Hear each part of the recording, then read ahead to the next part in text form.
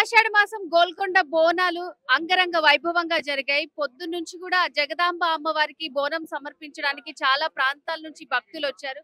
So ఇక్కడ చూస్తున్నాం మనం ఎంత అందంగా అమ్మవారి కోసం బోనం సమర్పించడానికి స్టార్ట్ అయ్యారన్నమాట. సో మరి వీళ్ళు ఎక్కడి నుంచి వస్తున్నారు, వీళ్ళు ఏమనుకుంటున్నారు, అమ్మవారిని ఏం మొక్కుకున్నారు, వారి మాటలో అడిగి తెలుసుకుందాం. నమస్తే అండి, మీ పేరు ఎక్కడి నుంచి వస్తున్నారు? నా పేరు తలారి నవీన్ ముద్రాజ్. నేను అమీన్పూర్ నుంచి వస్తున్నాను. ఎంపీసీ బైపీసీ విద్యార్థులకి ఒక వరం సిఏ సిఎంఏ కోర్సులు. సిఏ సిఎంఏ చదివే విద్యార్థుల్లో 40% మంది ఎంపీసీ మరియు బైపీసీ విద్యార్థులే. Master minds.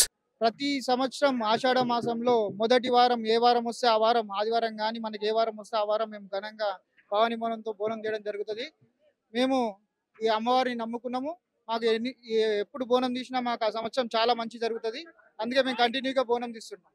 అంత దూరం నుంచి వస్తున్నారా మీరు? ప్రతి సంవత్సరం ప్రతి సంవత్సరం అది మొదటి వారం ఫస్ట్ రోజు తీస్తాము.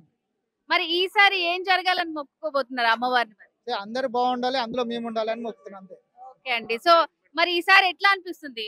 ప్రతిసారితో పోలిస్తే మీకు ఏర్పాట్లు గానీ అవన్నీ మంచిగా అనిపిస్తున్నాయా? చాలా బాగా అనిపిస్తుంది అండి. డిపార్ట్మెంట్ కానీ, గుడికి సంబంధించిన వాళ్ళు కానీ అందరు కూడా భద్రతగా సంబంధించి కానీ మంచి చేస్తున్నారు.